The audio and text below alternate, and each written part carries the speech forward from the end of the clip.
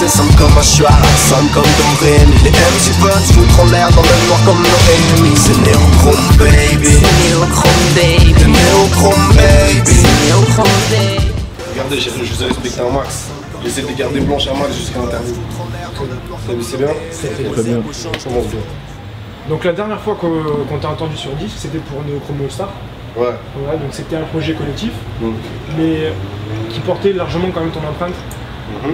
Avec le recul, c'est quoi ton ressenti sur ce projet?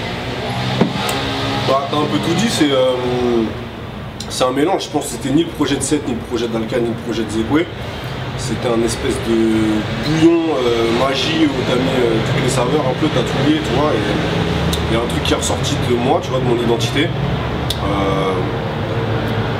Comme j'ai dit dans une autre interview, c'est peut-être un projet que moi j'aurais produit autrement, mais dont j'en suis fier. Je pense que c'est un bon truc. C'est un produit nouveau en fait, un produit frais.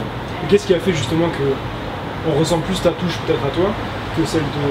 Bah en fait comment te dire ça? Je pense que les gens s'attendaient à un truc super crado. Si par exemple le CD ça aurait été que Seth et Alka, ça aurait été un truc super crado, très trash, très violent, beaucoup moins de musicalité, tout ça. Tu vois? Et les gens s'attendaient à un truc comme ça, et que moi plus je rentre dans le délire. Tu comprends? Mais moi en fait non, j'ai fait ressortir ce que j'avais de différent. Et c'est comme ça que j'ai réussi un peu à me détacher, je pense. Le rap c'est simple comme un choix, sonne comme Dorémy. Les MC veulent se foutre en l'air dans le noir comme Noémie. Néochrome baby, c'est Néochrome baby. Je reviens avec ma blague brute, ça fera un négro ennemi. Donc là t'arrives avec C'est les SAO2. C'est la suite du premier volet qui est paru en 2011. Ouais. Alors pourquoi une suite plutôt qu'un projet totalement indépendant en fait? Bah parce que c'était vraiment la même manière de faire, tu vois, il y a beaucoup d'invités. Il y a le fait aussi que je produise 95% du CD, tu vois, c'est tout produit par moi-même. Donc c'était vraiment il y a trop de featuring pour que ça fasse un album. Donc c'est une espèce de compile, tu vois, un truc comme ça quoi. Et donc je voulais rester sur ce truc là de pourquoi c'est les SAO, parce que c'est moi qui dirige tout, je suis un peu un sélectionneur, tu vois. Toi tu viens là sur tel poste, toi tu vas venir là, tu vois un peu, je fais ma tambouille moi-même en fait. Voilà, après il y a pas mal de choses qui nous ont retardé, tu vois, dans la conception du deuxième CDSAO. Il y a notamment les invités, il faut suivre leur programme, tout ça, tu vois, c'est un peu long. Après, voilà, je pense pas que ce soit trop long dans le sens où moi j'aime pas trop me précipiter pour sortir des projets. Après, il faut maintenir un maximum l'actualité, mais voilà, faut pas tomber dans le fast-food. Et moi j'aime bien prendre mon temps. Je regrette pas là, à l'heure d'aujourd'hui, les gens ils ont attendu, mais ils sont contents. Donc comme sur le projet précédent, en fait, il y a un gros remix. Cette fois-ci, c'est le remix du morceau d'Histoire 2. Ouais. Comment est-ce que tu as sélectionné les intervenants en fait? Les morceaux partous, comme je les appelle, c'est les morceaux gangbang. En fait, on sélectionne, c'est comme je te dis, c'est un gangbang, on sélectionne les plus gros baisers du moment, tu vois. C'est les hardeurs les plus efficaces. On regarde pas s'ils sont noirs, s'ils sont blancs, s'ils habitent à la côte est, à la côte ouest ou je sais pas où. On prend les meilleurs qu'on a sous la main et puis on fait un truc. C'est pour ça que tu retrouves Al Capote, suivi de Nak, avec Alpha One qui vient, Taipan, Esprit Noir, tu vois, Black Brut, mon poteau Black Brut, tout ça, tu vois, on prend des styles différents. C'est même intéressant de prendre des styles différents. Et surtout, je vais pas te mentir, le critère de sélection le plus simple, c'est tous les rappeurs que tu passes qui disent putain le morceau histoire de... Oh là là. Bon ça, si j'avais vraiment fait ça, on aurait fait un morceau de 98 minutes. Mais voilà, on a pris les gens, voilà, je sais pas, les gens qui aimaient le morceau et qui voulaient faire un truc dessus. Donc voilà. C'est un peu ton All-Star Game à toi en fait, tu vas français? Ouais, plus ou moins. Après All-Star Game, si je voulais vraiment faire mon All-Star Game, j'aurais mis Booba, Rof, La Fouine et tout, tu vois, mais c'est les mecs, je te dis, qui sont près de moi et qui sont accessibles et qui sont pas casse-couilles et qui rappent bien. Donc voilà, ça me suffit. Pour reprendre un peu ce que tu dis, de manière plus large en fait sur l'ensemble du projet, les intervenants ils ont des univers très différents. Ouais. C'est-à-dire qu'on voit des gens qui sont très axés sur la technique, d'autres sont un peu plus crus. C'est assez inédit comme démarche, dans le sens où où la plupart des rappeurs vont soit se cantonner à leur entourage, soit à leur univers à eux. Comment je vais te dire quelque chose, je leur fais du bien à ces rappeurs-là. Je leur fais du bien, ça les soulage que je les sorte de leur merde habituelle d'où ils sont tous les jours entourés et qu'ils ont du mal, tu vois, eux-mêmes à se dire vas-y, ils ont envie, ils veulent, tu vois, ils veulent ça, mais On est trop encore dans les critères sociaux et tout dans le rap, on se dit ah si lui j'aime bien ce qu'il fait, mais vas-y déjà dire que t'aimes bien un rappeur ce qu'il fait déjà c'est une galère d'eau dans le rap, tu vois. Tu sais, il y a des rappeurs, moi je connais des rappeurs en interview, ils disent ouais, tu me parles pas des autres rappeurs, tu vois. Et moi je suis un mec comme ça, non, j'aime bien mélanger, je sais pas, déjà moi-même je suis un mélange, tu vois, je sais pas, j'ai toujours vécu comme ça. Donc tu es dans une démarche de partage, comme tu peux le dire. Mais tu dis quand même dans le morceau Maestro, alors je sais pas si c'est la phrase exacte, les rappeurs m'inviteront pas, même s'ils me citeront dans leurs interviews. Ils me suceront dans leurs interviews, c'est différent. Quand je dis sucer, ça veut dire que quand je les croise et tout, ils me font, il y en a certains, pas tous, tu vois. Il y en a beaucoup qui me font des éloges et tout, je les vois même que dans des interviews et tout. Donc déjà la démarche est plutôt cool, puisque comme je te disais précédemment, déjà pour avouer que t'aimes bien un autre mec que toi, déjà c'est compliqué. Donc déjà la démarche à la base est plutôt cool, mais c'est que après quand ces mecs là tu les croises et qu'ils se disent eux-mêmes ah Zek, faudrait qu'on fasse un morceau ensemble et tout, tu sais que tu leur as rien demandé, mais qu'après voilà il n'y a pas de suite et tout machin, parce que je sais pas, parce que leur entourage leur dit non mais Zek c'est un bon rappeur mais il a pas de buzz en ce moment, ça sert à rien de faire un featuring avec lui, c'est de ça que je te parle plus, tu vois. On est beaucoup dans une calcul de stratégie des fois et tout, alors que voilà, laisse parler la musique, frère. Ouais, c'est vrai qu'il y a des périodes où t'es up, il y a des périodes où t'es down, mais si t'aimes bien un mec, tu le fais poser. Au States, il n'y a pas ces problèmes-là, frère. Quand tu vois que, je sais pas, là j'ai écouté le dernier Schoolboy Q, il a invité dedans Corrupt, ou tu sais, des mecs qui Raekwon de Wu-Tang. Les mecs là aujourd'hui, tu vas dans un lycée et tu parles de Raekwon, ils connaissent pas. Et il y a ce truc là de c'est de la bonne musique, j'ai kiffé, viens on fait un morceau ensemble. Ils cherchent trop de critères, de trucs, de merde. Vas-y, c'est de la musique, on fait de la bonne musique, on fait rien. Moi, je suis dans ce délire-là.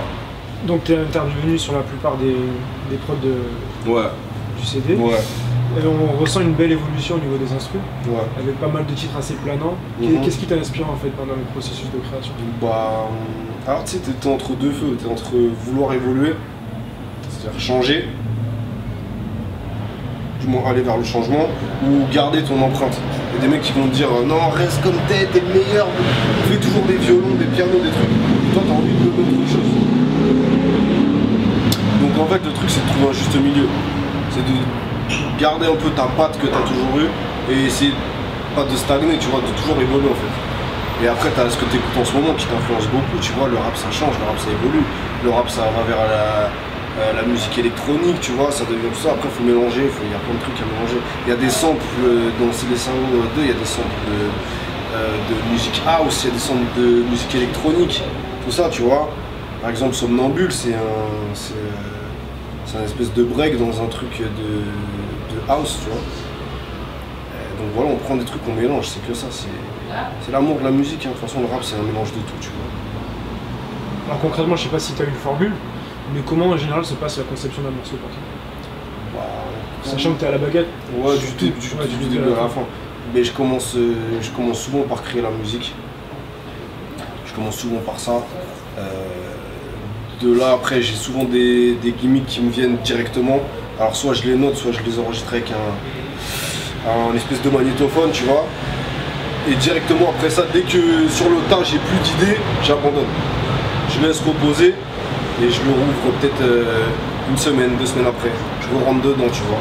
Comme si en fait un autre mec m'avait fait l'instru et je la reçois, tu vois. Je redécouvre le truc avec les gimmicks et tout. C'est souvent comme ça que je fais en fait. J'essaie de le faire en 2 étapes. Tu vois. Une étape qui est beaucoup de, comment dire, de feeling, très spontané en fait. Ouais, de spontanéité. Et après une période pour les couplets, un peu plus de réflexion, de technique et tout, tu vois. Et je fais la plupart du temps, je fais comme ça.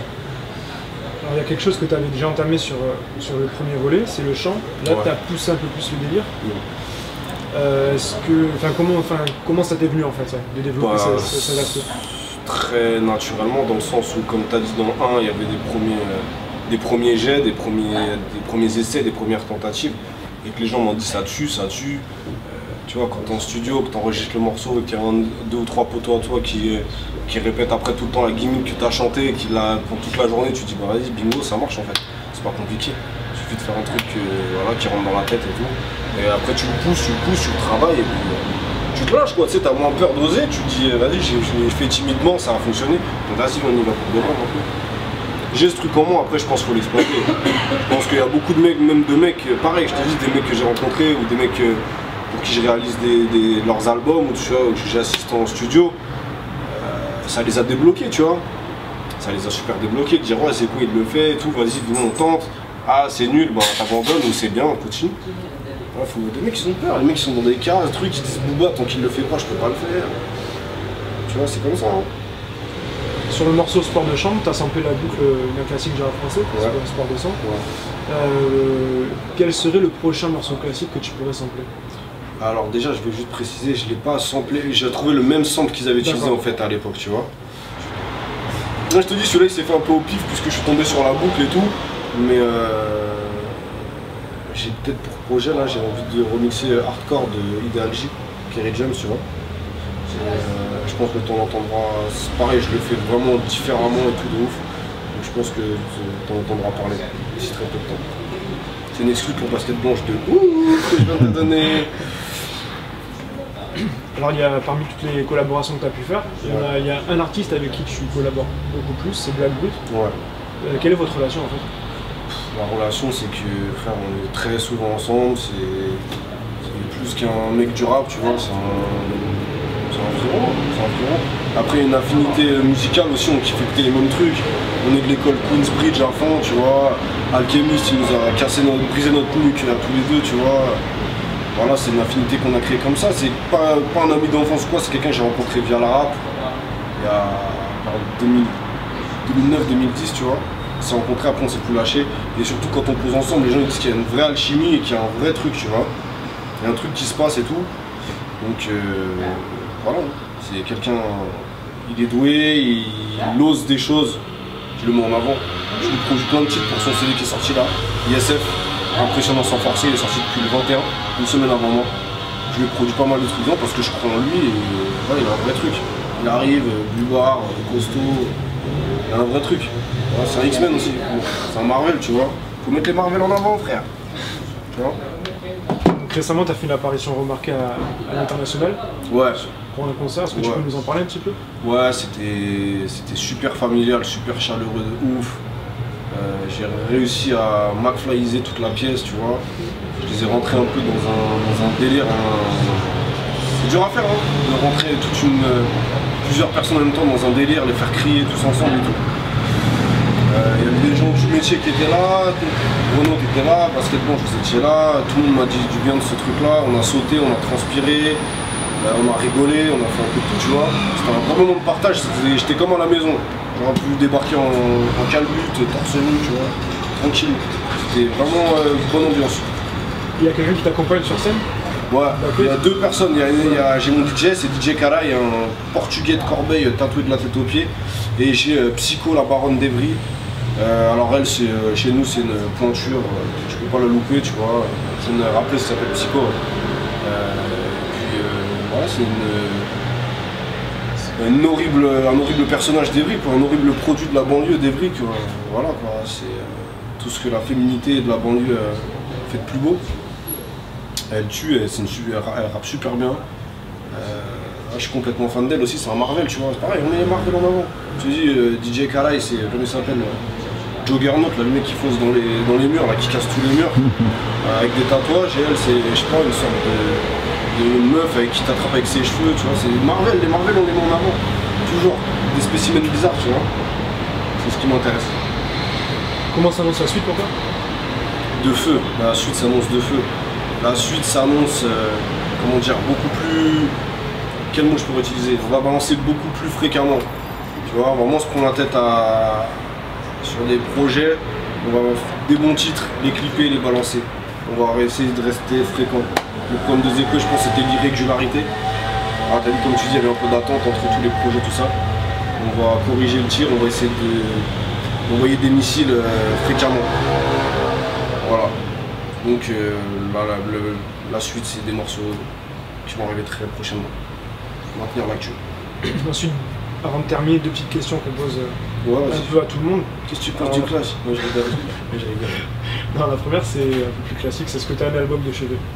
Un album de chevet, c'est-à-dire un album qui peut t'accompagner partout, dont tu te lasses jamais. Alors ça va peut-être faire super cliché de ouf et tout, mais j'aime bien des chansons, mais en fait je suis un mec fan de chansons et pas forcément d'albums en entier, tu vois.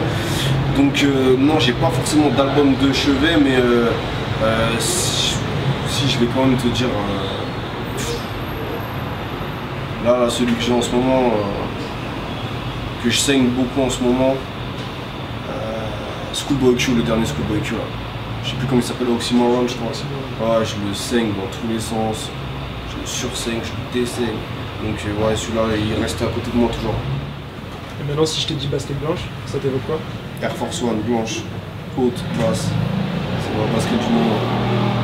Et ça me dit peut-être un site sur lequel vous pouvez trouver les nouvelles les plus croustillantes concernant le rap français. Voilà. Futur. McFly, Mafia. Merci Renaud. Merci à toi. Merci Basket Blanche. Merci.